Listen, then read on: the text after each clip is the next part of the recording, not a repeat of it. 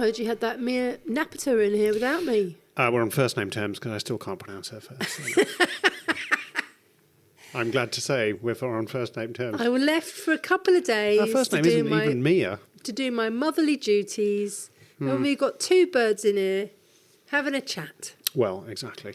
So, and how delightful they were. Yeah. This was our regular Mallorca Insider, Mia, and then something else after Mia, who comes in every once in a while and talks to us about every month or so the culinary scene in Mallorca, and mostly where she's been having nice lunches. Yeah, she does do that a lot. It is her job. Did she talk about the red party at whatchamacallit? Briefly. Well, we only had Mia and her guest Anna in today very briefly. They were gathering it around town talking about Mallorca Restaurant Week. They were getting around and about. We got to talk about Annabelle's. Oh, yes, Annabelle's and the ridiculous bill. Okay. And but mostly this week we were here and she'd brought Anna Ruiz Alfaro, who is from Toulouse in France, but originally Mexico.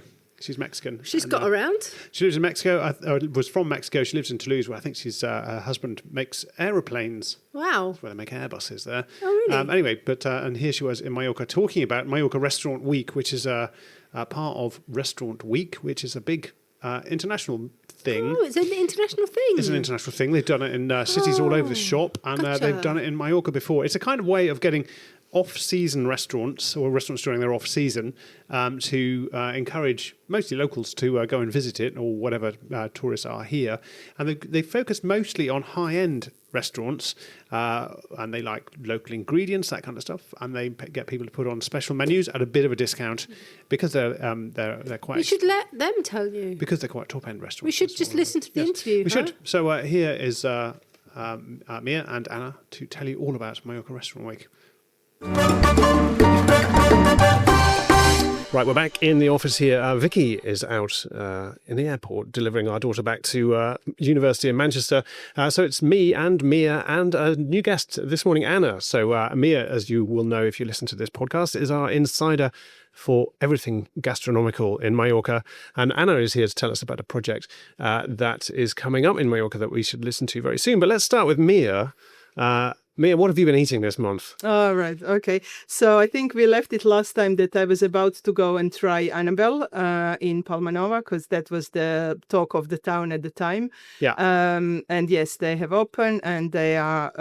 I went there for dinner a couple of times by now. Yes, a couple of times. Saying you've got the best job in town. I know, and I'm super grateful for it. So yes, I went first with a friend. And we really, really enjoyed it. It was, the ambience is beautiful. It's like white tablecloth. The staff is amazing. I think many of them come from Cappuccino. So that's the standard that we know and we are used to. Where is it? Sorry? Where is it? It's in Palmanova, but Palmanova, it's kind of on the corner where you would go up to the roundabout with the flags, if that makes sense. So after McDonald's, the last bit of Palmanova before you get up the road into Palma.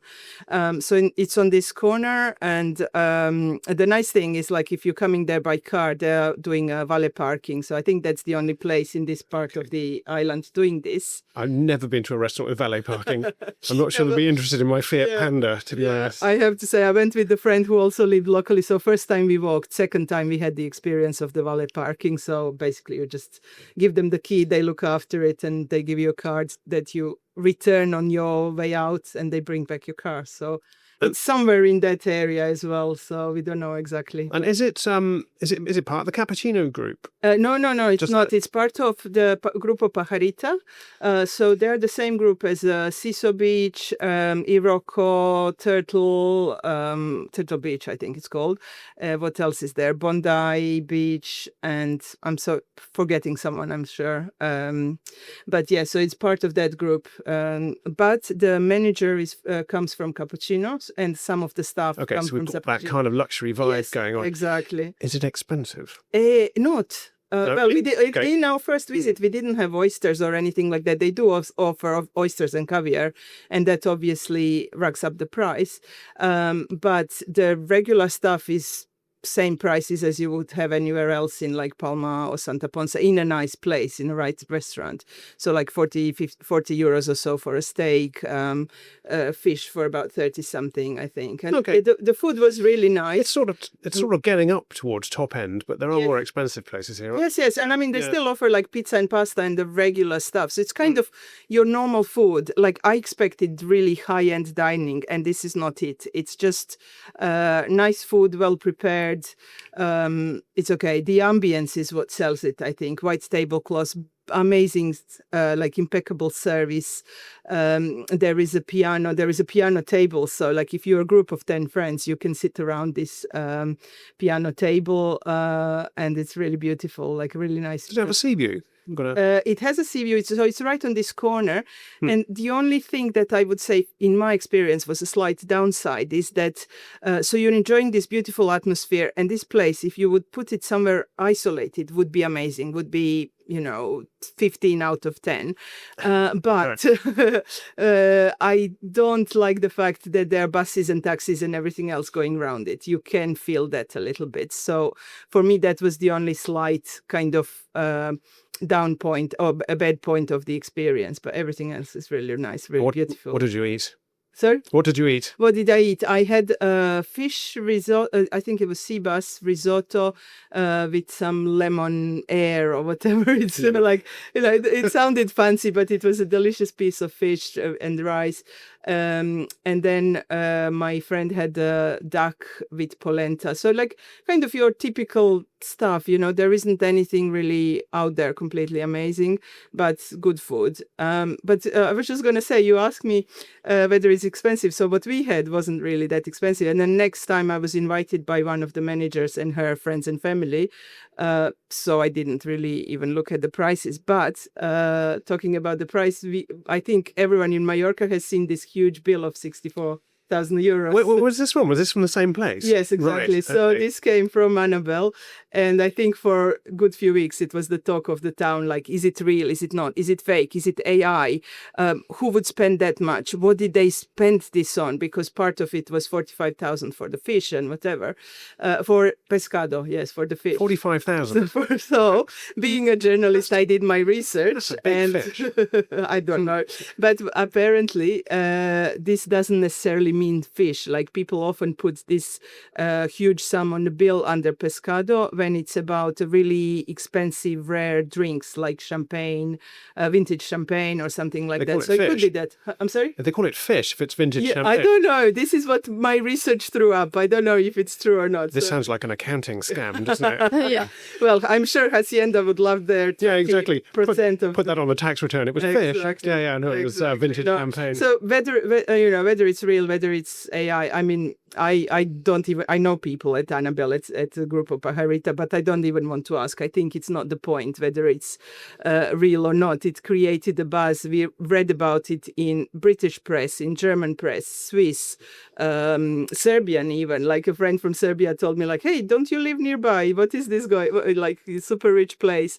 So it created a buzz, and good on them. And they'll talk to Hacienda in their own time. Lots and lots of free publicity, isn't it? Which is always easy to get these days if you know how to work social media. But I was when I was talking to a guy who ran clubs in Ibiza years ago, and he said there is much marketing to be had to be the most expensive club in Ibiza.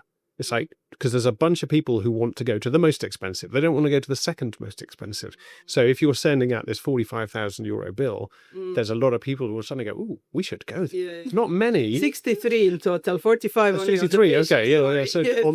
on the fish. So it will bring in some people who go, I'm hey, sure. we need to go and eat at this place that's got the really expensive bills. 100%. So good on them. And they will be open all year round, which is fantastic for Palmanova. So, lots of these places close for the winter. They will not be one of them. So we might even see each other there, like for pizza, not for 45,000 fish. I'll park my own car, honestly. Our 12-year-old Fiat Panda got to the Juve this week as well. It's not the sort of thing you want to hand over in front of an expensive restaurant. But look, I know time's a little limited today, so we're going to get to Anna in a minute. But what do you got coming up this next month before we get to talk to you again? First thing, I something where I've been, where I'm sure all of Mallorca has been except me. This week I went to the Merchants in Palma. Yes. Always. And everyone knows it. And somehow I've never eaten there. I've been at Canela and Koch and all the other restaurants of the Five Senses group. But I went to the Merchants for the first time, and it was a really good experience. I actually went with Anna because Edgar from Five Senses group is one of the people who, amongst the first ones to support our project that Anna will tell you all about. Edgar's a great guy. Yeah, he is. We love Edgar. He's from Brazil, isn't he? You're from Mexico. You've got the South American connection going on. Yes. So, Edgar is lovely. And Mexico, South America. Sorry, that is not right. I just said Mexico is in South America. I've just reminded myself of geography there. Has to be edited out. Apologies. Okay. So Merchant was great. Like I had the most amazing fillet steak. Anna had, what did you have? Sivas, and was good. Yeah, it was really nice. Excellent. So that was it. And what's coming up? Actually, I'm off the island for a little bit. I'm off to Greece tomorrow. So I can talk about Greece next month if anyone's interested. And then I'm off to Croatia to see my mother for a bit. And then I'll see when I come back. I'm sure we're going to have lots of closing parties and stuff. We've already had some last weekend, like opening, closing, whatever. Puro Beach Resort opened in Santa Ponsa, which was amazing. Like if you have a chance, go there, have a day spa, have a coffee, whatever. It's a really great space, and I hope they do well. Nikki Beach had their usual red party. It was really, really great. You're going everywhere, aren't you? Yes, a little bit. And Georgia drives. That's our in-joke for this podcast. Because we get to the traditional end of holiday season here is the end of October. The All Saints, Todos Santos, isn't it? Big day I don't in know Mexico. actually what's the word for that in Spanish? Is it Todos Santos? I don't know. All Saints. Yeah. So it's the day. It's so you get Halloween. 2nd of November. It's our day. There you go. It's the big day, isn't it? In Mexico. But that's businesses that are going to close after summer tend to close then. So if you're a resident here, lots of tourists disappear about now, middle of September, and you get the holiday season. All the restaurants are open, the hotels are open until the end of October. So it's quite fun, isn't it? Yeah, I said that once. I live right on the beach, and I feel that literally feels like someone took a rubber and erased all the sunbeds, all the tourists, all the chiringuitos. It's literally from one day to another, like you took a giant rubber and erased everyone. No, exactly. Right. Yeah, okay. That's enough from you, isn't it, for today? But you've brought a guest and a friend in today. I'm going to have to put my glasses on. Anyway, Anna Ruiz Alfaro. Yeah. Which I've probably said incorrectly. From France, but from Mexico originally. Yeah, I'm from Mexico. In North America. So sorry about that. And I live in France for a while already. And I have a project that is amazing. It's the 2nd edition, and the name is Mallorca Restaurant Week. And this is a part of a business. So Restaurant Week already exists in other places. Yeah, but you're bringing it to us here in Mallorca. Yeah, it comes from New York, actually, like around 30 years ago. And it comes really popular. A lot of people go and travel to just see what is the best in New York of the restaurants. So people travel when there's Restaurant Week somewhere. People use it as a reason to travel somewhere to go and experience it. Yeah, and it's because it's the best of the food. So the thing, it's now it's becoming popular everywhere, like in a lot of places of the world. It is in South Africa. It is in Asia. There's a lot of places like Hong Kong, Shanghai, Thailand. So this is a time, this year, it was the 1st edition in Spain. In Spain, right? Where was it in Spain? In Mallorca, here. They've already had one, have they? Yeah. Sorry, I didn't know that. Okay, so this is we're talking now about the 2nd edition right now. When was it? What time of year? It was actually it's February and March, so it was for 15 days. Okay. And it's for low season, so restaurants come and apply with us, the best ones, to show international who are the best. Okay. So that's like a name, international name. And it's we are publicity everywhere, like where are they, I don't know how to say, like this top restaurants, where I come from. We give them publicity, we give them videos, photos, everything, so they can just put it in their media too. And also we put it international in England. We're trying this year, also in different places as airlines. So people everywhere knows. So restaurants participate within Restaurant Week, and you're really looking at high-end restaurants, or is it a mix of things? High-end restaurant, and so if I'm a potential customer, not a restaurant, but if I want to come and eat, what does it look like? Do I have a website to look at? Is there special menus? It is a website actually. Mm-hmm. It's a temporary website because it's just for a time and of a year. So it's a low season for the restaurants. In this time, it's going to be the same at the end of February, March, especially. We'll extend it for 1 month this time. Even it's a week. Okay, we'll call it a week. It's a name. Yeah, but it's to get advantage of the low season. So people come and see what is the best. And the good part of here is that it's a low pricer.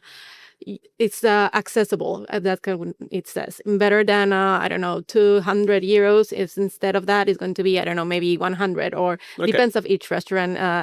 We don't put the price; they choose it. And do they create a particular dish that for Restaurant Week that you can go, okay, this restaurant does that? Yeah, right. And then you can see what is the best of Mallorca in this time, and you can see in the whole time, like, okay, I always wanted to go to one of these best places, and now it's my turn, and I can go with my friends locally, because I just go out of my job and it's early, so let's go and plan it together, and it's going to be price that is not that expensive, but you can just go locally. So it's the idea is to people know what is the best in the place when they're local.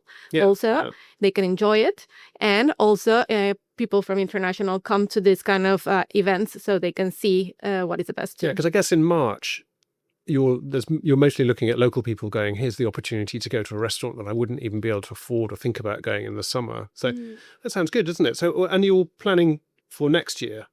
Yeah, we are just in talks now with restaurants who've signed up last year to get their feedback and to see whether they're coming back. And for now, everyone who's been involved last year is coming back, or the ones we've managed to speak so far. We've had a crazy week of appointments, like 6 appointments a day or whatever. And so the two of you are working, so you're using Mia as the local expert here to introduce. It works well. There we go. This is a dream team. This will be fine. There are quite a few, as you mentioned, Anna, a few times, low season, because the summer, generally speaking, restaurants here don't have a problem filling seats in the summer. Maybe this summer, I'm not sure whether they have had a problem. It's the low season. So there are events, there's Tap Palma, there's a few other things, aren't they? When as soon as the mass market tourist goes away, then there are little different initiatives to tempt locals out, aren't there, to come and have a look at the local restaurants. Yeah, but this one is slightly different to the events you mentioned, in as much as that we are trying to really attract the high stand. So I've got some Michelin star restaurants, and I'm sure they'll be happy that we mentioned them. So Santi Taura was with us last year. They're coming back. We have a meeting after you with their director of operations, I think. Then Mark Forsch supported us last year, and he's coming back. Yesterday I had a meeting with Adrian Ketglas, who's also said if Mark is in, I'm in. So that sort of thing, they kind of also follow each other. You know how to play the chefs off against each other now. Right, okay. No. Like, well, maybe there will be some competition, but no, we'll see. And so starting from that really top end in Mallorca, we are then going down to all the other nicer places and whatever. So there will be a really nice menu, and some of them at very affordable prices. Is it mainly Palma, or are you looking around the island? Everywhere. Like, it's going to start in Palma for the first month, or February, the last 2 weeks of February, and then it's going to extend it to Mallorca the whole season. So it's all the island. International. That sounds fantastic. So I can imagine, actually, as an international tourist, because particularly Palma's great for city breaks in March. Following the Restaurant Week brand around the world, going, where are they going next time? And going, mind you, there's only so many times you can eat in a weekend, isn't there? Right? Yeah. You know, so, Yeah, but it does like bring recognition, so people who have been last year, they're coming back. They were happy with the way everything went. We collected tons of feedback. We just kind of little bit need to improve our platform, and we try to grow massively. We've had 32 restaurants last week, and the aim for this year is 100. So let's see if we achieve that. So anyone who is listening to this podcast and has a nice high-end restaurant, please reach out to either Anna or me. Ollie will have the details at the end of the podcast. Well, we'll post a link to the Restaurant Week, Mallorca Restaurant Week below, so you can go and check them out. But, and then we are also looking for sponsors, obviously, because this is kind of a project out of love rather than making loads of money. Yeah. We've had a really productive talk yesterday with Fit Club, so they're on board. They support many community initiatives, and they said 100% they will support us as well, which we are really grateful about. So anyone else who wants to get involved and support us would be amazing. Yeah, but I just want to talk about a bit of the project, because the project it means a lot for a restaurant. We give them publicity, yes, international, also locally, and we want to bring the locals and international people together, the people that live here and the people that want to see what is the best in Mallorca. So yeah, this is like a community event, that can say. And also the best thing and the heart of this event for me, and this is like my little seed, is that I want to put the local product also the same publicity, the local people, the people that give you the food, and it's delicious. I want that the high end that already have a lot of them local products, but it's like a must in our event, and so all the menus have to have local products. And also we want to make this kind of networking, so the good part of the restaurants is also to bring all these elite or nice restaurants together in different events, and the most important too is to bring the products in this kind of network so they can enjoy it. So actually at the end of the event, we want also to make a healthy competition and this year, and we want to make like also the best menu.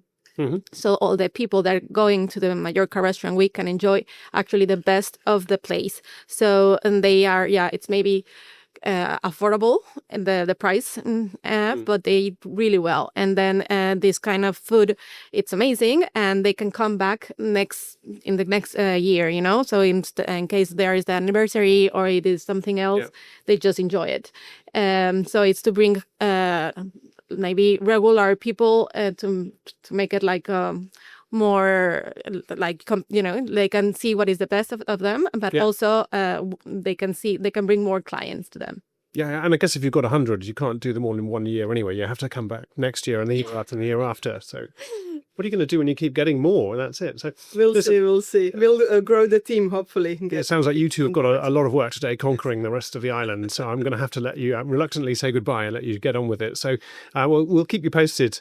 I'm sure we'll get more updates on this as we go with Mia's monthly updates, or monthly-ish updates, aren't they? Yes, more or less. And look, please come and see us next time you're back on the island. Thank you. Thank you for coming in today. And yes, go ahead, build this project. I'm hungry. It sounds amazing. So thank you for your support. Thank you. You know what? Mallorca is just getting better and better, quality-wise. Got so many options. So, well, good luck to them. And it might be the opportunity for the likes of us to go to the likes of us. The likes of us to go to restaurants. Us country folk. Yeah, a simple country folk. To go and have something a bit more complicated and expensive we couldn't afford during the summer. Than chicken and chips. Yeah, exactly. Which is pretty much what we always want. That's what we like, though, isn't it? Yeah, simple fare. Anyway, so there we go. That's Mallorca Restaurant. You'll find links to that below if you want to go and have a shifty, and we'll hopefully get a chance to talk to them a bit more often as they get closer to the event itself. But it's usually one of lots of different low-season events where restaurants, as we mentioned in the podcast, obviously during the high season, they don't normally struggle to fill the seats, maybe a bit not so good this year. But when closed season is around, there's things like Tap Palma. That's normally out. Yeah, Tap Palma's fun. Yeah, where they have a participation. It's similar to Mallorca Food Week, only shorter, a bit cheaper actually, and usually it's over a week, isn't it? Tap Palma, I think. So one night? No, it's normally like a long weekend, like Thursday to Sunday, that sort of thing. Yeah, well, we'll update on that, and that's a bit more in our budget, isn't it? Well, it's also like if you're not into the food, you've just had a tapas and that's it. Yeah, no, it's good. So Tap Palma is, I've got ahead of myself there. Tap Palma is participating restaurants. They all make one special dish, usually for a sort of fairly similar price, don't they? And then the organisers produce a map. Probably an app these days, don't you? Yeah, I think it's an app, my friend. Where you follow your trail around town with a load of your fellow gastronomes. Gastronauts. Short people who like food. Gastronauts is better. Gastronomes. Okay, let's call it a day there. I don't know which one of those I'd rather be. Ollie, come along. That's enough for us this time. Who's coming up on... who got lined up for the next Mallorca Insider? Oh, that's an excellent question. I don't actually know. Oh, I do. Ooh. Erica Lay. There we go. Oh, Erica Lay. That would be the first interview we've done with Erica. Yes. So going to talk to Erica Lay very soon Ms. about Stupid, isn't she? And you know what Erica Lay went and did? And she's writ a book. She's writ a book. Hooray. So yeah, she's coming up soon. Fab. All right. We'll be back soon and back with our regular podcast and back with Erica before you know it. So see you next time. Hey, thanks for listening.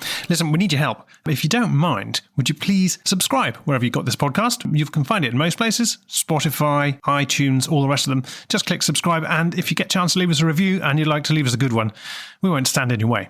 And something for you. If you'd like to get our monthly newsletter, then visit our website. That's Mallorca-Mallorca.es. That's Mallorca with a J, -Mallorca-ES. And follow the link there. And if you'd like to ask us a question, send us a DM to our Facebook or Instagram channels. And wherever you get your podcasts, if you see the show notes, you'll see the links for everything you need. Thanks for listening. See you next time.